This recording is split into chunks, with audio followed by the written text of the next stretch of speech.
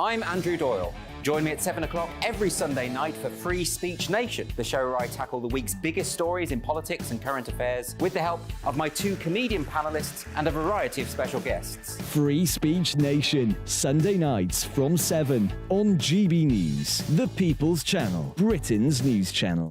What you get for breakfast is something that, if we do our jobs right, you will wake up to news that you didn't know the night before. It's a conversation. It's not just me and Eamon. We want to get to know you, and we want you to get to know us. From 6, it's Breakfast with Eamon and Isabel. Monday to Thursdays on GB News, Britain's news channel. Wake up to the headlines with Headliners every morning at 5 a.m. We treat you to the day's biggest stories before anyone else, 7 days a week. You can catch up on everything you need to know before you've even had your kippers. Headliners every morning at 5 a.m. only on GB News, the People's Channel, Britain's news channel. Every Sunday from 11, join Michael Portillo. There'll be topical discussion, looking at the week before and the week to come. So kick back and relax at 11 a.m. on Sundays on GB News with me, Michael Portillo. GB News, the People's Channel, Britain's news channel. I'm Michelle Dewberry, and I'm not here to tell you what to think. I'd much rather hear what you have to say. So, send in your opinions to gbviews@gbnews.com. Keep them clean, and you never know, I might read them out. With my panel here on Jubes & Co, we debate, we get stuck into the issues of the day on a show where all views are welcome, especially yours. GB News, the People's Channel, Britain's news channel. Have a great Saturday night with me, Leo Curse, on the Saturday Night Showdown. It's a crazy world out there, so come and make fun of it with me, my panel of comedians, and a couple of people who actually know what they're talking about. The Saturday Night Showdown is your front row ticket to the clown show every Saturday, only on GB News, the People's Channel, Britain's news channel.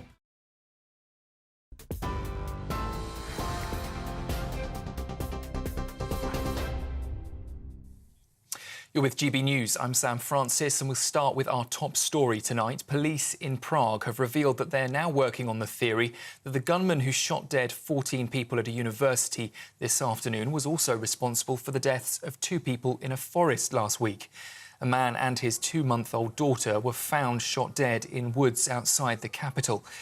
It comes as a large number of weapons have been uncovered at the university building where today's mass shooting took place. We understand the gunman was a student at Charles University. He also died, but it's not clear whether he shot himself or whether he was shot dead by officers. Prague's police chief has told reporters that they are also investigating unconfirmed information that the 24-year-old may have been inspired by another mass shooting in Russia. Well, here in the UK, 4 more people have been charged in connection with the murder of Ellie Edwards. Merseyside police say 2 men and 2 women have been charged with assisting an offender. The 26-year-old beautician was killed by Connor Chapman when he opened fire with a submachine gun outside a pub on Christmas Eve of last year. In July, Chapman was found guilty of murder and was sentenced to life in prison with a minimum term of 48 years. A murder investigation has been launched after a 4-year-old boy died following a knife attack in East London. The Metropolitan Police said that they received a call just before 11 o'clock last night, raising concerns for the welfare of a child at a property in Hackney. Inside, officers found the boy with knife injuries. He was taken to hospital, where he later died. A 41-year-old woman, who we understand was known to the boy, has been arrested on suspicion of murder. Ministers have rolled back their plans to increase earning requirements needed to bring family to live in the UK. The Home Secretary had told the Commons earlier this month that the income threshold would rise to £38,700 by next spring. That was in a bid to tackle rising net migration. But instead of immediately increasing, the government's confirmed it will now rise in stages. First to the lower figure of £29,000 next year. James Cleverly says the plans will, though, still bring net migration down by 300,000 people a year. And thousands of travellers' Christmas plans are now back on track after an unexpected rail strike in France has come to an end. The disruption caused cross-channel journeys to and from London to be suspended earlier, with at least 30 Eurostar trains cancelled and services aren't due to start until tomorrow morning. But vehicles are starting to board the Eurotunnels trains again this evening. That's the latest from the GB Newsroom. For more, we're on TV, on digital radio, and visit our website, gbnews.com. This is GB News.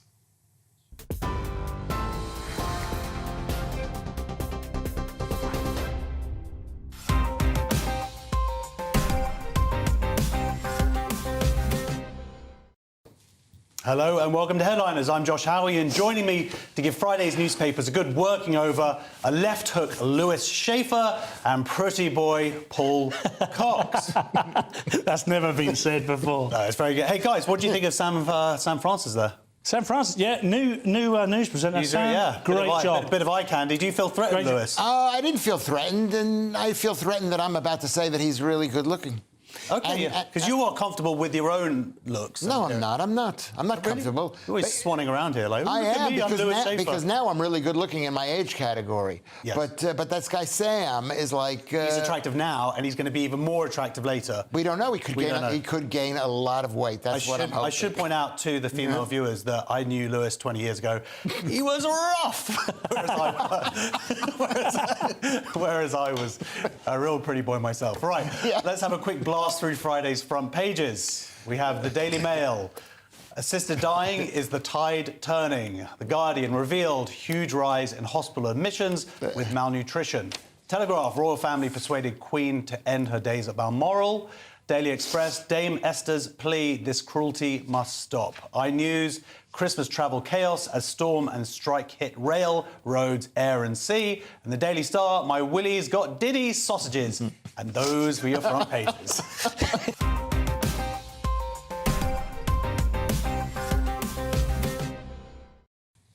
OK, starting with Friday's Daily Telegraph, Lewis. Yes, good news. Oh, no, not really. No, I know. It was a joke. Oh, it was a really funny, good one. I was making a joke. Oh, yeah. Gunman killed 15 in Prague, rampage. And, you know, it's just whenever I read this, I'm like happy. I'm like happy it's not America. No, I'm not happy. It's horrible, but I'm not happy it's not America. Because, or I can make a joke, say only in America. Well done for making this all about you somehow. It is. It is about me because it's about, like, everyone's always talking about killing people, but I think it's human nature to do horrible things. I'm not gonna mention the guy's name. 14 people are dead. That's really big of you after just... What? How is that big of me? This is a terrible story. And you're like coming out like you're Mr. Moral. Yeah, it's a terrible story, but this terrible things happen. It's got pictures of guys, of students hiding from this gunman. So I've never seen anything like it. What can be learned from this? You tell me.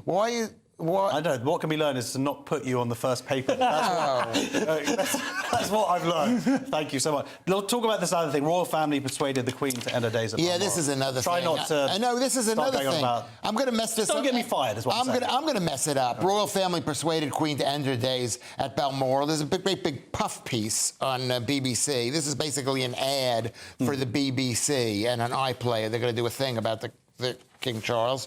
I know English people like the King. They love the royal family, and maybe it works. Maybe it's the best thing for this country. Maybe it works. And maybe it works. Yeah. Maybe it works in this country. Just a few thousand years of monarchy. But back in the day, when the royal family fought for England, when Queen Elizabeth, the first one, when she fought for Britain, she says, "I regret I've only gotten one life to give to my country."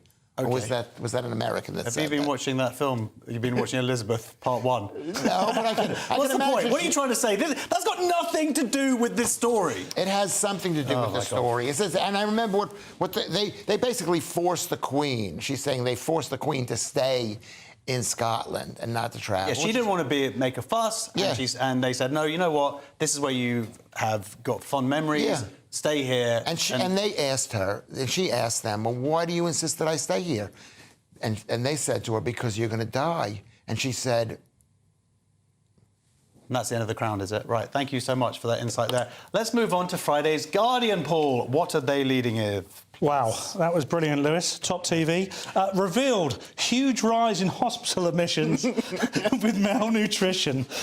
So more than 800,000 patients were admitted to hospital with malnutrition and nutritional deficiencies last year. So hospital data from England and Wales obtained by The Guardian. Those caring people at The Guardian reveals a startling rise in diagnosis linked to poor diet over the past decade, with nearly 500,000 admissions of patients with iron deficiencies, hundreds of thousands suffering from vitamin deficiencies, and more than 10,000 cases of malnutrition. So, of course, this is a byproduct of a poor economy and what we've seen over the last 10 years. And also, these two things can be conflated, I believe. There's been a huge increase in population, and there hasn't been a huge growth in societal resources. So we are in a very difficult position now where we have got more poorer people because very little of our immigration is wealthy people. And as a result, we have not got the system in place to deal with it. And the product of that is seeing children of greater numbers finding their way into hospital being malnourished. Well, I'm going to have to disagree with you there, but I'll let Lewis answer first. I'll disagree first. Is that Get him. Is that 98% of people who are in the hospital are suffering from malnutrition. Every single case of diabetes... I'd say to Ofcom that is not a provable figure. OK, well, you're going to have to step in, because it's totally true. Because 98%? Where did you read that? I made it up. I made it up. You know I made it up, but probably 95%, definitely above 90%. Every case of diabetes... Every case... That's the best science I've ever heard. Yeah. Definitely above 90%. Every case of diabetes is malnutrition. It's hyperglycemia, too much sugar. Every case of cancer comes from malnutrition. No. Every single case of gout or arthritis comes from malnutrition and bad diet. Okay, and you go to the hospital every single day and you see how sick the people are in the hospital and how sick the nurses and the doctors aren't taking care of. All right, look, I'm going to say this. We shouldn't be living in an era where things like scurvy, rickets are coming back. This isn't the Victoria era anymore. I personally don't think the problem is economics in the sense that you're talking about, Paul. People can buy carrots, vegetables. They are not expensive things. They're literally being sold for a penny in some supermarket at the moment. That's because of Christmas deals. Cookery classes.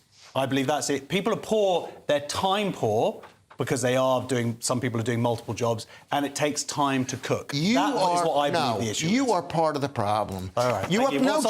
Josh, you're part of the problem. Okay, why am I part of... Because you're sitting there saying the standard line, which is carrots are good for you. They're not good for you. They don't have the right form You're right. of You're right. I'm being paid by big carrots. Yes. Okay, what's on the eye, Lewis?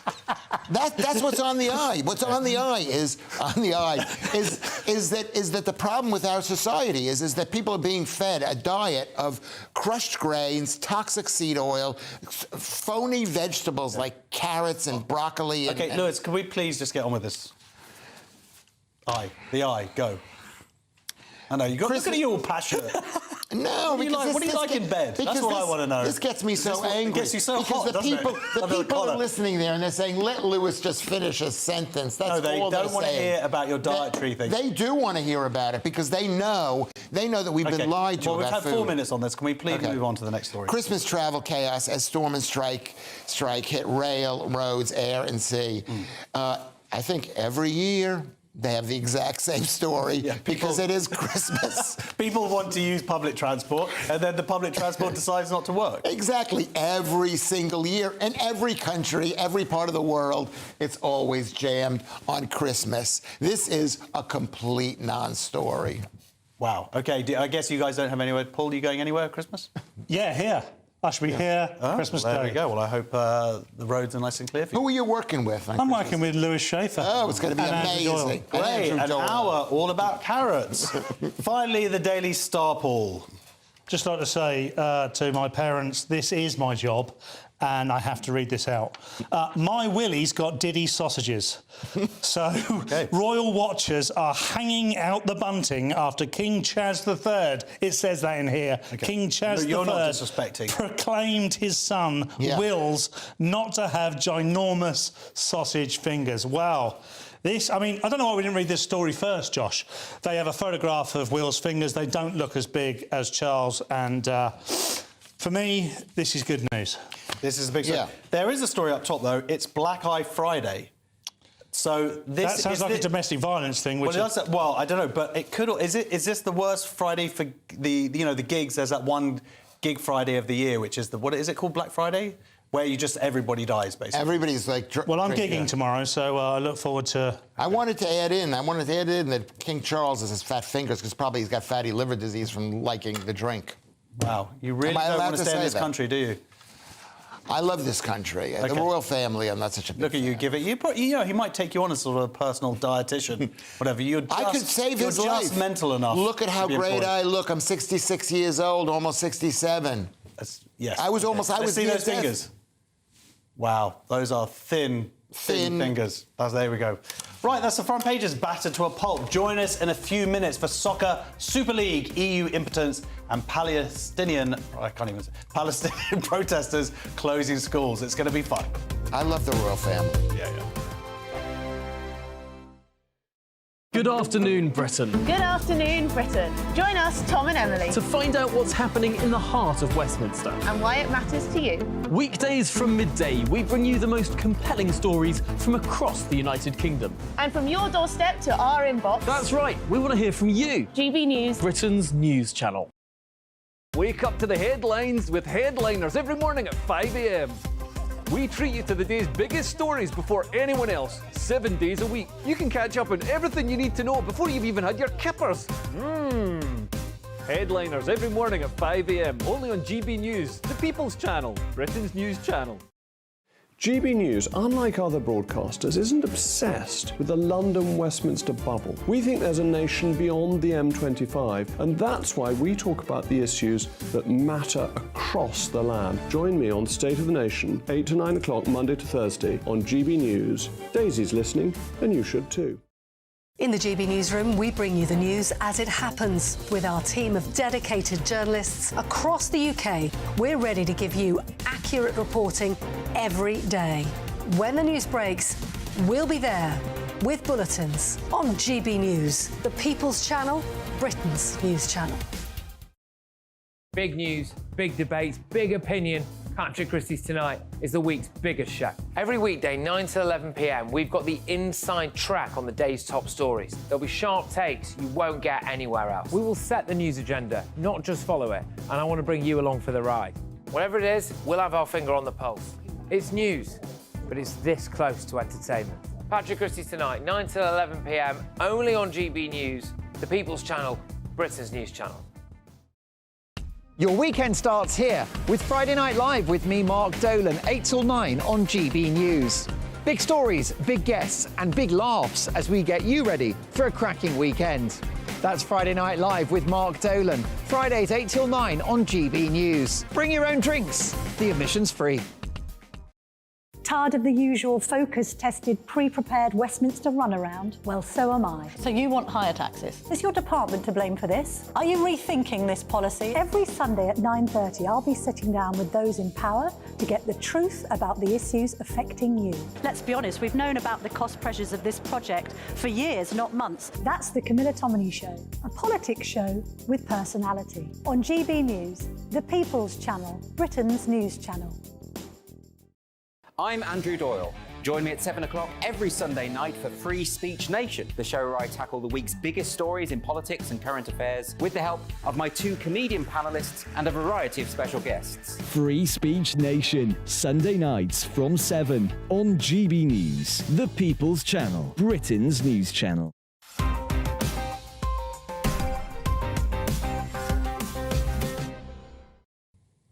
Welcome back to Headliners. I'm Josh Howie, and I'm joined by American gigolo Lewis Schaefer and his booking agent, Paul Cox. Time to earn your Dosh, Lewis, with this Guardian story about American football. It's not about American football, though Americans own a lot of football teams in this country, including my team, which is Crystal Palace. But European Super League project gets a huge boost after Court of Justice ruling. And the story is they've been trying to get this Super League, which is basically to take the not even the best teams, the most money-making teams in this country, and get them playing all around Europe. It's going to destroy the Champions League. It's going to eviscerate UEFA and FIFA. It's going to just change everything, and I'm against it. The best thing about this country is relegation and promotion of sporting teams. Okay, but this plan does allow, Paul, for relegation, right? That's the whole point of it. Yeah, it does. I mean, it's a slightly misleading story. First of all, I mean, it's not news to say that UEFA and FIFA are clandestine, untransparent, and have a monopoly over football around the world. The story tries to tell us that this is a huge boost for a potential Super League. However, as part of the ruling, the judgment said within the decision that it does not mean that a competition such as a Super League project must necessarily be approved. And I guess what Lewis is saying is that the Super League is always going to be a select bunch of elite teams.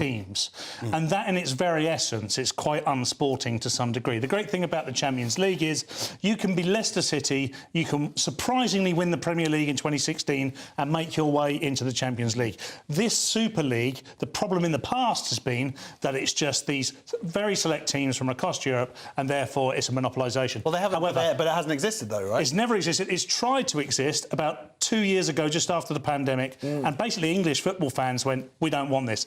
Especially people who supported the teams that would have been part of the Super League, like Liverpool. Well, it's interesting, because this story actually seems more complicated to me than Brexit. It's a nightmare trying to reread. There's lots of EU rulings and whatnot, but they're saying there are going to be 64 teams in their league, which doesn't seem massively exclusive. No.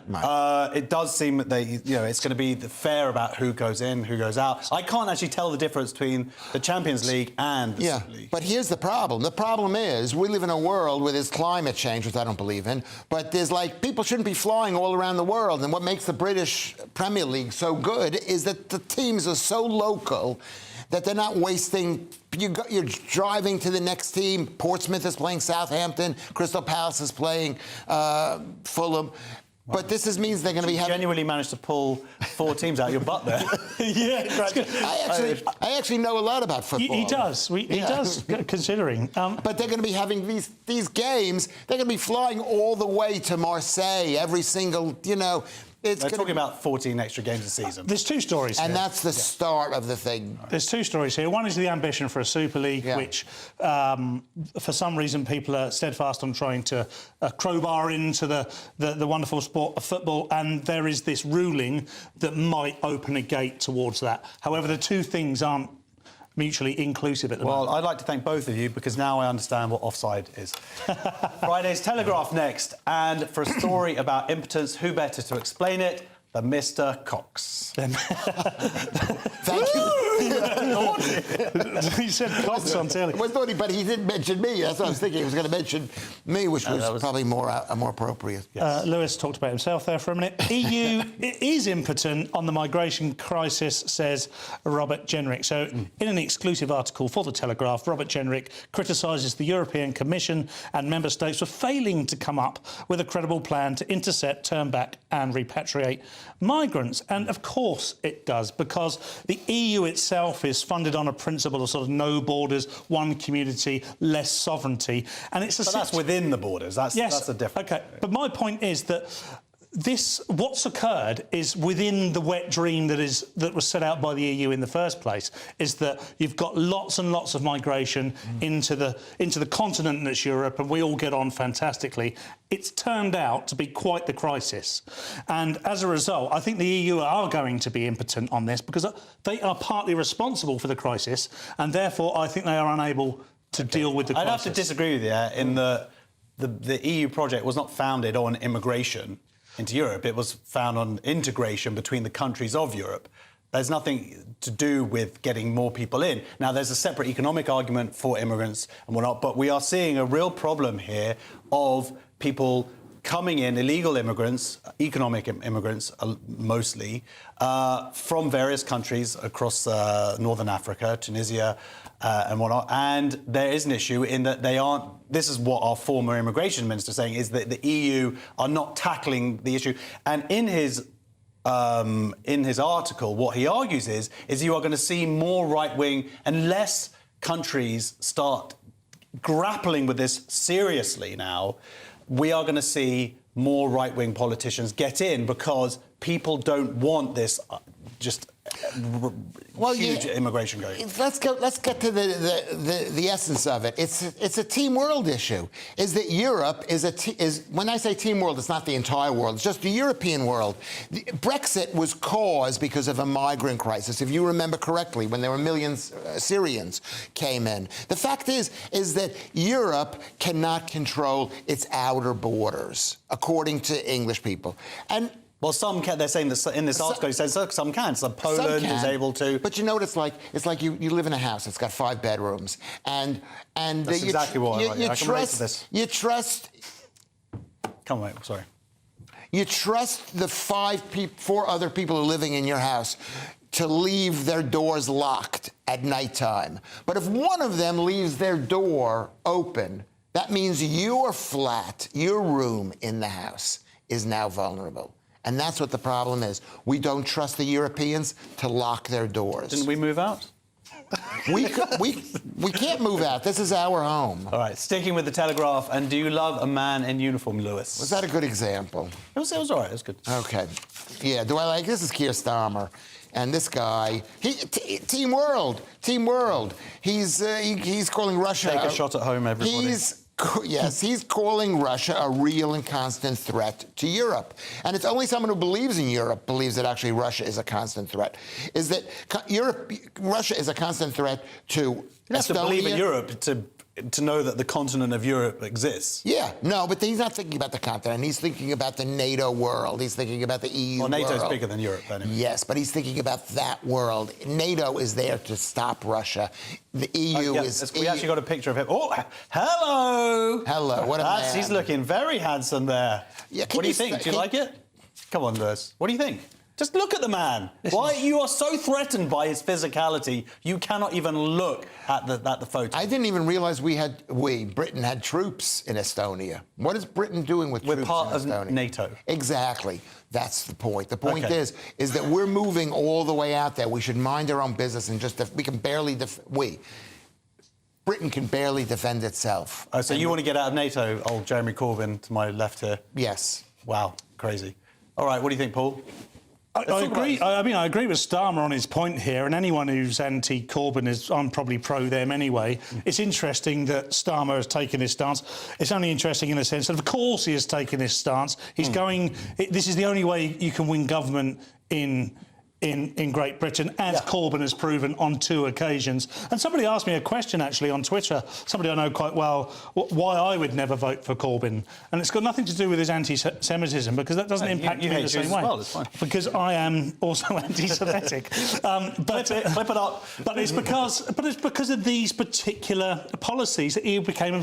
These student policies that say we don't need to defend our country and we don't need to be in other countries. I 100% agree with you. And for me, I don't think that anti-Semitism was what lost him the election. No, I don't either. It was the Salisbury poisonings. The moment that he said, we need to send these tests off to Russia to confirm whether or not he lost the election, right? We could see he was unpatriotic. We could see that he was a crank. And everyone went, we cannot have this person. So, of course, this is what Starmer's doing. The only thing I'm going to say is him going to Estonia is like... He could have gone, actually, to Ukraine and...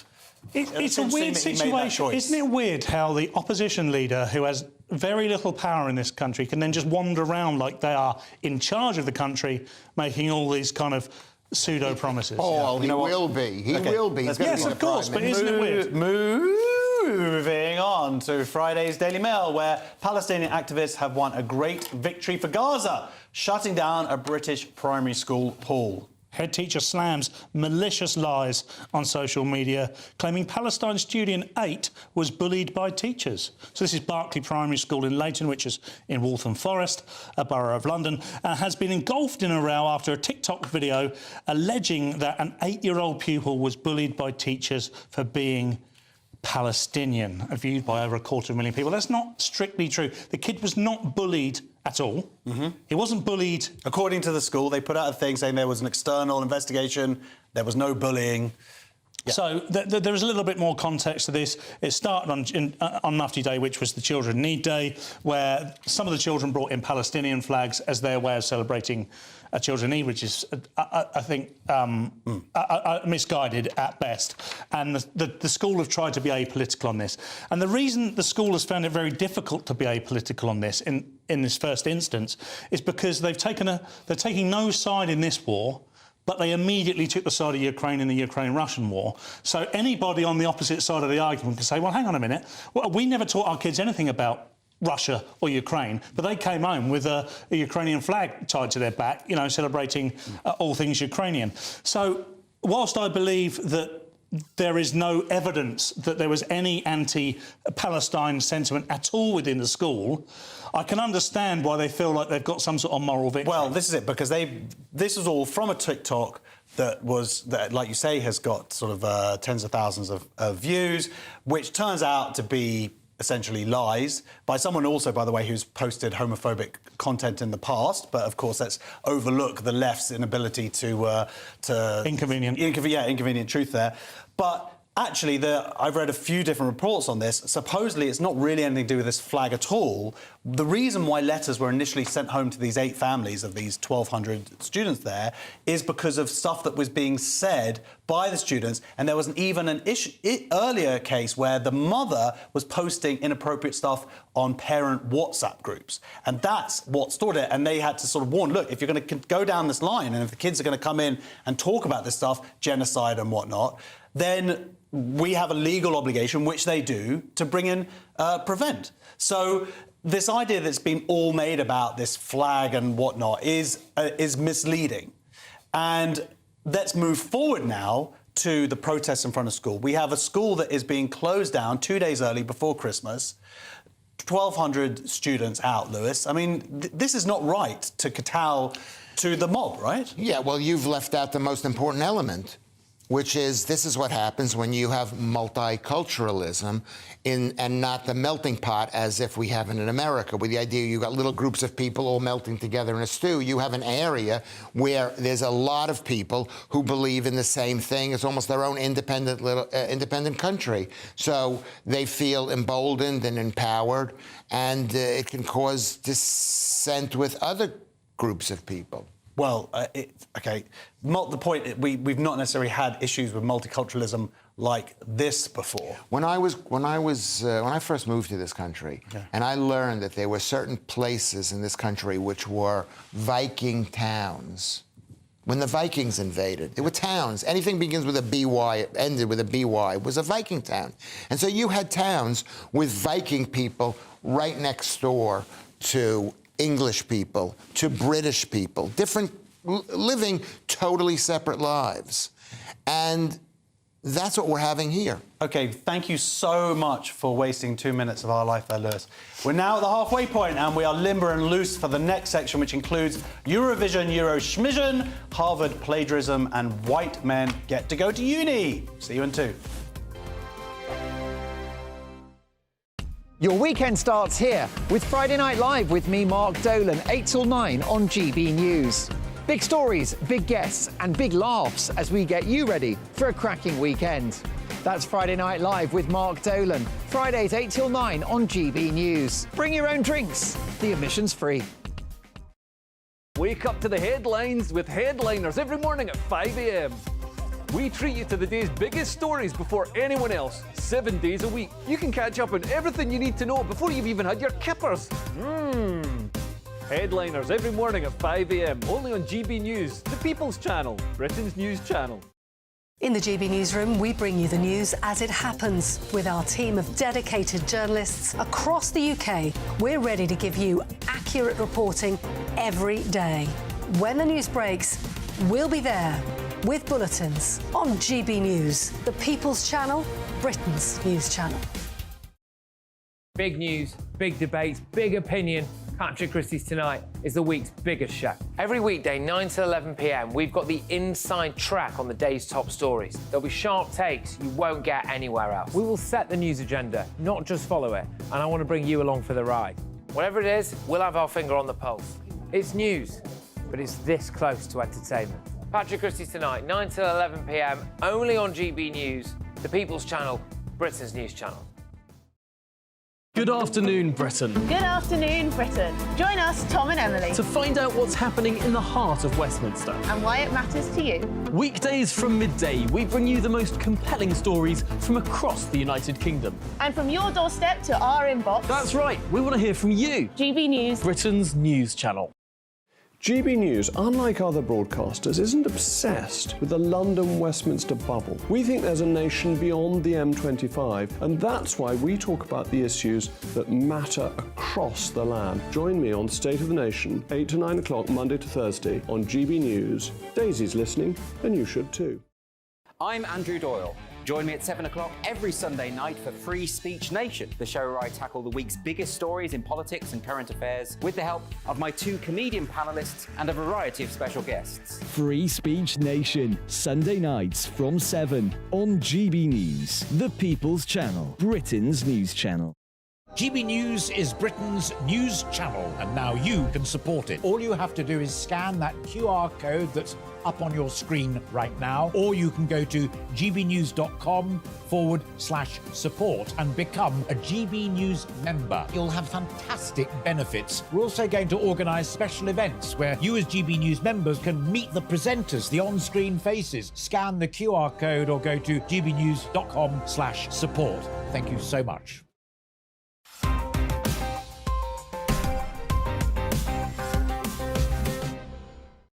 I'm not blaming you. Stop whining. Okay, welcome back, Deadliners. Stop whining. And straight into Friday's Telegraph, where Paul, I'm guessing Israel, is going to give the UK nil point. Nil pro indeed. So, singer Ollie Alexander has been accused of graduating from Middle Eastern School of TikTok, which is basically a somewhat skewed view of the world. But after signing a letter criticising the apartheid regime, he says, in Israel. So Israel has accused the BBC of shirking its moral responsibility after the Telegraph revealed that its choice of Eurovision entrant had called the country an apartheid regime. Now, I'm loath to criticise Ollie Alexander here because I believe he is a product of his time. He is someone who's young, progressive and gay. And they are told if you are any one of those things, particularly if you're all three of those things, you must support Palestine. There's like a rule book, isn't there? So anyone who sits on the progressive side of things, which is why TikTok got mentioned, because I use TikTok, and whether I could be this bit of conspiracy, but TikTok does. I never see any pro-Jewish stuff on TikTok. I only see pro-Palestine. Because you're an anti-Semite. Because of all the. I get sent tons of it, Josh. But he's a product of a time. Lewis, I mean, there could be another option here. Ollie could be stupid. He could be stupid, but also let's just say he is stupid. Let's just say he's saying, let's say anti-Semitic. He should be allowed to say what he's going to say. He should be kicked off the program because he said this thing. I don't think he should be. You know what? He shouldn't be kicked off the program. I think he should go and perform the song in Gaza. Yeah. Yeah. Do you know what? That's I'm all with it. If that could be something we could make. He signed it. It was an organisation called Voices for London, an LGBT plus group, and they say that solidarity with Palestinians is a queer issue. Yeah. It's so stupid. It's so turkeys for Christmas. Or whatever. Well, here's the deal. Here's the problem. The problem is there are two sides. There's Team World side, which is stop it, stop it, and the choice that gay people have is you can be gay or you can hate the Jews. Okay, that's not a choice. No, that's not a choice at all. No, there are team. I will say there are. You are right. There are two sides. There are team facts. And team words matter. No. And there are team lies, which is the fact that it is not an apartheid state and genocide is not being committed. That's another question. The question is can this guy believe what he believes, which is about Israel being bad and we support the Muslims, and still be gay? And the answer is he's going to die. It's not about supporting he's going to be Muslims, thrown. It's supporting fundamentalist Islam, which is different. The point is the BBC have come here, they've come up with a pathetic excuse saying, oh, well, he signed it before he was announced anyway. And I'll say also on top of this came out, they did it 2 weeks after the October 7th travesty, tragedy, and where even there wasn't a ground war at the time. So the fact that he was coming out and saying this stuff at that point is just absolutely And if you asked him to explain his decision-making process, he couldn't. Well, there we go. Guardian next. And Lewis, sounds like schools are damned if they do, damned if they don't. Yeah, this is an odd one. Gillian Keegan and Kemi Badenoch are involved in this. Schools in England face quote-unquote legal risks if they follow the new transgender guidance, and that's the schools people who are saying you can't do certain things to trans people that you used to do. You got to tell your parents the parents stuff. You can't be calling them names. Yeah, socially transitioning them automatically. You can't do it. But the schools themselves are saying, we are afraid to follow this guidance because it might be illegal under the Equalities Act. So the essence of this story is that the schools themselves fear following the government. They can't trust the government. And that's very scary. The government is telling them, whatever it is, the state. The guidance, yeah. The guidance. The government is saying, don't do this. And the schools are going, we can't believe that this means anything, right? Which is what we've seen with the police following things like the hate speech laws and whatnot. Paul, I think there are two stories here. Would you agree with that? Because there's one story about what Lewis is talking about, and there's also the story of the leak from the government's own lawyers to the school week that is now coming out in The Guardian. Convenient leak. Yes. And you just happened to be The Guardian.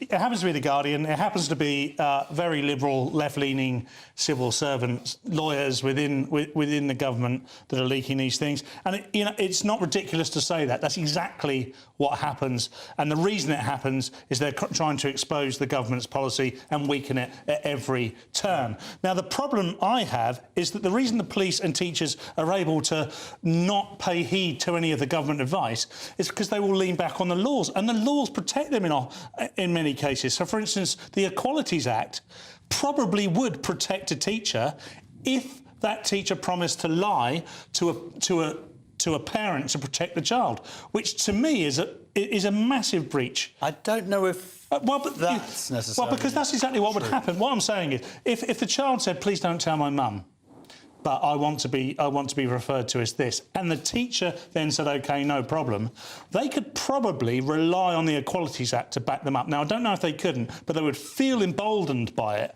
and I think that's the biggest problem here. Well, I think the lawyers, the problem is that they're using the stuff that was leaked was actually a partial assessment, and when they had the full lawyer advice, actually, they wouldn't get away with it. But the fact they leaked only this tiny part of it is what's muddying the water, which serves their cases. Anyway, Express next with school trans developments from the other side of the pond, Paul. Yeah, a Michigan public school district is being sued by two seething parents after allegedly referring to their autistic daughter in 8th grade using male pronouns.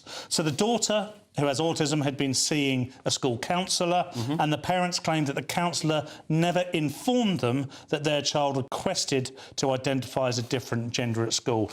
And very much leading on from the previous story, as if by magic, the thing that many people say is very unlikely to happen, happens. And this happens time and time again. It happened with Isla Bryce and the Gender Recognition Act. It's happening with this stuff now with this social business. And I do worry. I do worry because children need to be left out of the culture war. And every time we keep... And I believe in the culture war. I believe it is raging away. And a lot of people don't. But trust me, I firmly believe it is. And it's these types of stories where it involves kids within the trans debate, within safety debates, that really worry me the most. If we can use emotion and children to bolster our side of the argument, our argument is not worth having. Whether that's on our side, their side, whatever, I'd just like to think we could leave children out, and they should be left out. Well, unfortunately, they're the ones who have been brought in. Lewis, this is a safeguarding issue. It's interesting that they're actually having to resort to the courts to sort it out. Is that where this is finally actually going to be resolved? No, it's going to be resolved in man-to-man combat with guns. in America. And that's where it's going to be. We're heading towards civil war. Okay. There's a war between parents who want to control over their kids, and this takes place in America, but it could happen, happens here too, is that parents who want control over their children on one hand, and the other side, which is they want the state, the actual government, the school to control these kids. And that's where there will be a war. It won't be in court, it will be Thank you so much for that. The Times now, and Paul, looks like you can finally go to university. Yes, University of Bradford offers scholarship for white working class men. Finally, a story about my people. So what we've got here is the University of Bradford has announced a scholarship scheme to help get more white working class men into higher education. The bursary will be paid for 4 students to receive £400 per month towards living costs. Now, they're going to find 4 white students? Well, it's very interesting, this. I mean, first of all, we should provide the context, and I know we do this a lot, and it is GB News, but this country is 82% white, of which about 50% of that are working-class people. So the fact that this story exists, to me, is a little bit of a tragedy. But I'd love for us, just for 1 minute, or going forward, to leave identity out of this. And I don't care what colour people identify as. We should be helping the working classes in this country. What happened about 30 years ago is there's a chap called Tony Blair who made it everybody's aspiration, or told everyone their aspiration should be, to go to university. And that is not true of people of all different classes. There are vocational things that they could do and probably should do. And when you combine that with the ideological identification war that's gone on across the Western world in that time since, what you've ended up with is white working class men in particular that have just been left out. And now we're having to get bursaries to help out the majority group within this country. You know, you said that you found this depressing article. I think it's actually... Well, it is good. Lewis, do you think it's a good... Like, that finally this issue is being addressed, is being recognised, that people are doing something about it? No. I think they're trying to sucker white people to go to universities. I think people are becoming done with going to university, and they know that it's a waste of money. Most people know today, there's a few people can go to school and they can benefit from it, but like Tony Blair, he wanted everybody to go to school. It's just a giveaway program to middle class. I totally agree. I mean, all you have to do really is just sit there and talk about Team World, and you got it made, right? That's all. No, but that's one more section question to go, and we've got some corkers, pubescent dart champions, separate bedrooms, and precisely when is Lewis going to die?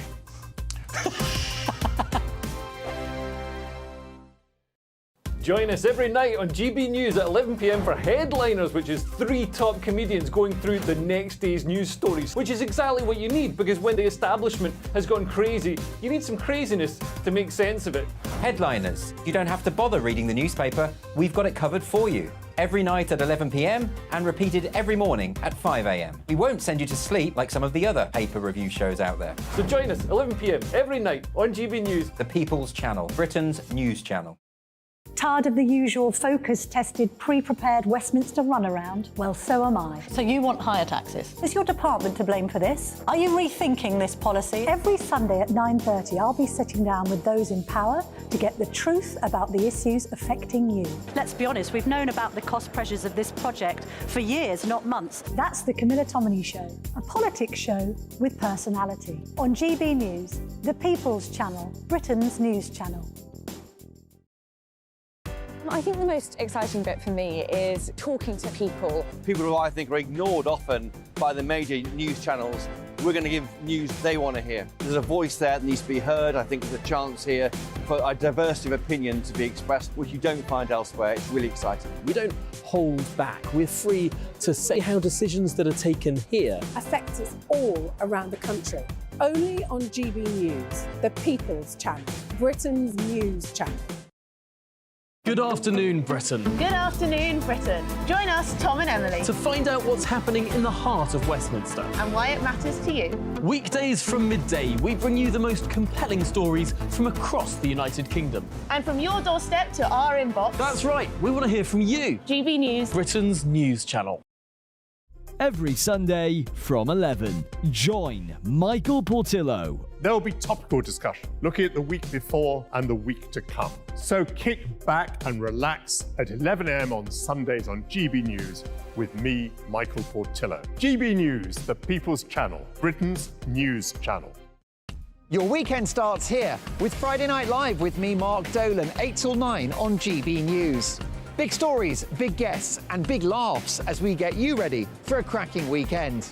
That's Friday Night Live with Mark Dolan. Fridays 8 till 9 on GB News. Bring your own drinks. The admission's free. Big news, big debates, big opinion. Patrick Christie's Tonight is the week's biggest show. Every weekday, 9 to 11 p.m, we've got the inside track on the day's top stories. There'll be sharp takes you won't get anywhere else. We will set the news agenda, not just follow it, and I want to bring you along for the ride. Whatever it is, we'll have our finger on the pulse. It's news, but it's this close to entertainment. Patrick Christie's Tonight, 9 to 11 p.m, only on GB News, the People's Channel, Britain's news channel.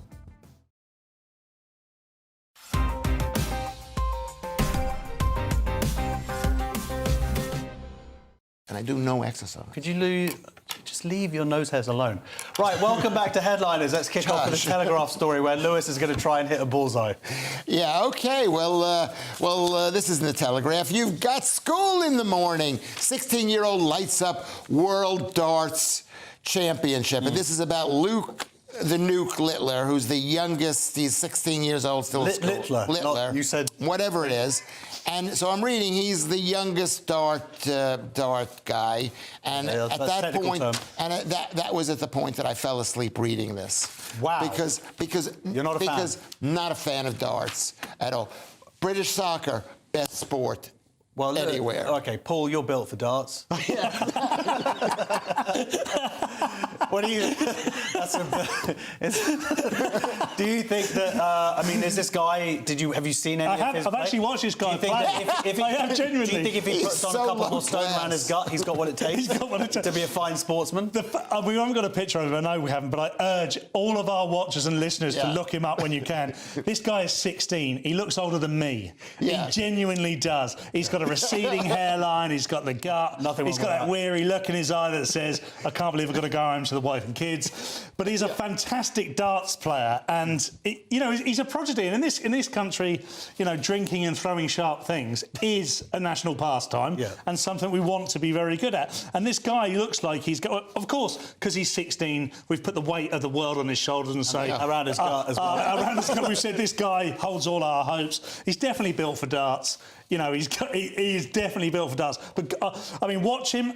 I don't know, you guys definitely don't watch darts over Christmas. No, I watch darts. It's great fun. I live right near Rally as well, Yeah, it's so... OK, smashing. I'm glad that you have some sort of a cultural day out for you and the rest of the Howies, just to see how the other half live, I'm sure. But it is great fun, I am that other half. Yeah, yeah, sorry, man. In my 3-bedroom ex-council flat. Yeah, look, good luck to him, and I just hope that the fame doesn't go to him, and I just don't want him to OD on kebabs. Couples advice from Cameron Diaz in the Times next, Paul, but essentially you just do whatever she wanted, right?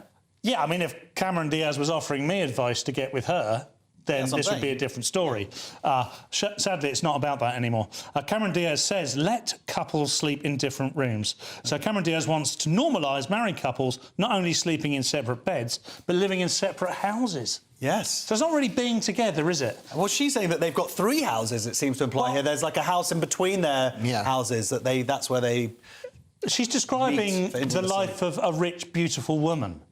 She's saying, well, of course I want to get married because that helps me, but then I don't want him to be there. And she said, well, Gwyneth Paltrow does that as well. Like, Gwyneth Paltrow is sort of is the paradigm by which we should measure ourselves. Gwyneth also got divorced. Yeah. Well. And then got remarried and doesn't live with the man she married. So is that the secret, Lewis? I mean, you don't live with your ex. You know what? I support having separate wives, maybe 2 or 3 wives, not just 2 or 3 houses.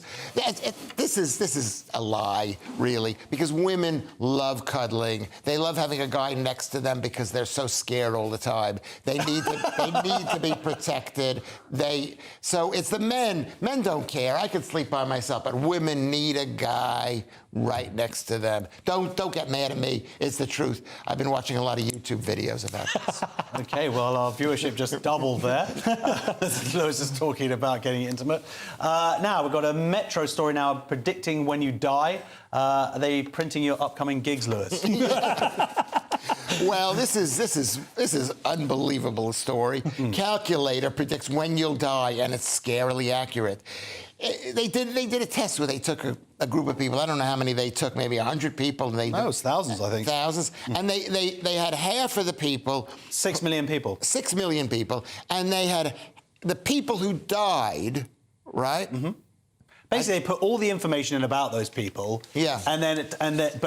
But those people had already died. Right. And then the AI algorithm predicted when they died to a 78%. 78% greater than the other kind, but they were also wrong about the other kind. And if you put in what their life is, that they liked the skydiving or that they took drugs, without a parachute, whatever, you know what I mean? Of course they're going to die. There's going to be a greater percentage of people dying. This is another one of those. The thing about this story is it sort of flies in the face of the Schaefer philosophy, which is eat meat, don't brush your teeth, talk badly about women on the TV. And if you do, you know, that's the three bastions of the Schaefer theory. Obviously, what you're right in one sense here is they've put in the information of people that have already lived or died, and it has come out 78% accurate, which, let's face it, is pretty good. But I think what you're saying is they put in their, let's say, NHS data, their medical records, and it showed the people most likely to die had already died, and that's because they, you know... And they were maybe smoking. One final, very quick story. According to the Mail, China's developed a weapon that will send you to sleep. Is it Nick talking about his podcast figures, Paul? 2 podcast figures. China is working on advanced brain warfare technology, including devices that send enemies to sleep and thought-controlled weapons. So it's called TikTok, isn't it? Well, that works for me. Researchers have found 2 recent studies by China's People's Liberation Army, which obviously is 4 very terrifying words, that show the military is increasing its hard power weapons with new technology to win wars without conventional weapons. OK, they invented COVID. Let's move on. The show is nearly over, so let's take another quick look at Friday's front pages. We have the Daily Mail. Assisted dying, is the tide turning? Guardian revealed huge rise in hospital admissions with malnutrition. Telegraph, royal family persuaded Queen to end her days at Balmoral.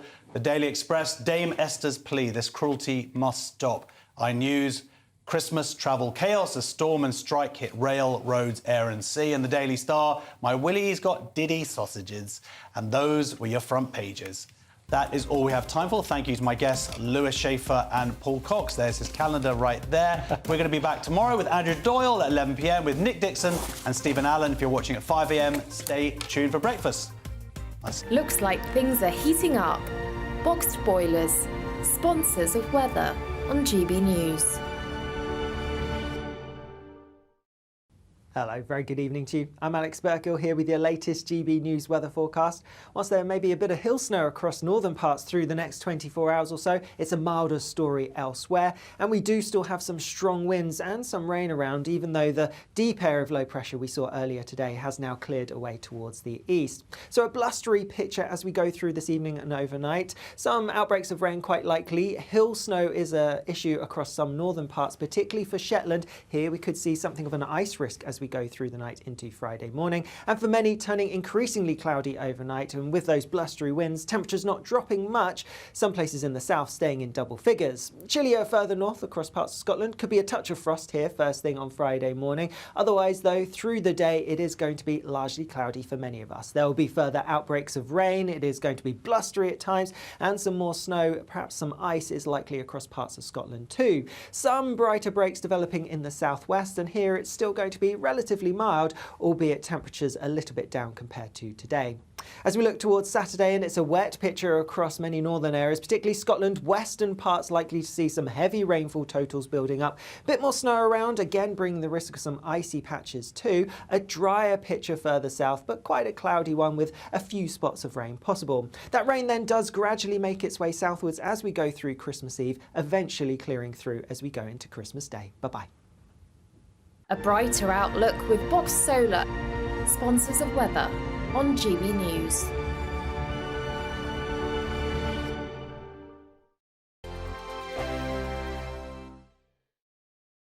What you get for breakfast is something that, if we do our jobs right, you will wake up to news that you didn't know the night before. It's a conversation. It's not just me and Eamon. We want to get to know you, and we want you to get to know us.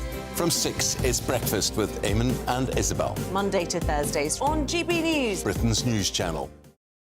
Have a great Saturday night with me, Leo Carson, this Saturday Night Showdown. It's a crazy world out there, so come and make fun of it with me, my panel of comedians, and a couple of people who actually know what they're talking about. This Saturday Night Showdown is your front row ticket to the clown show. Every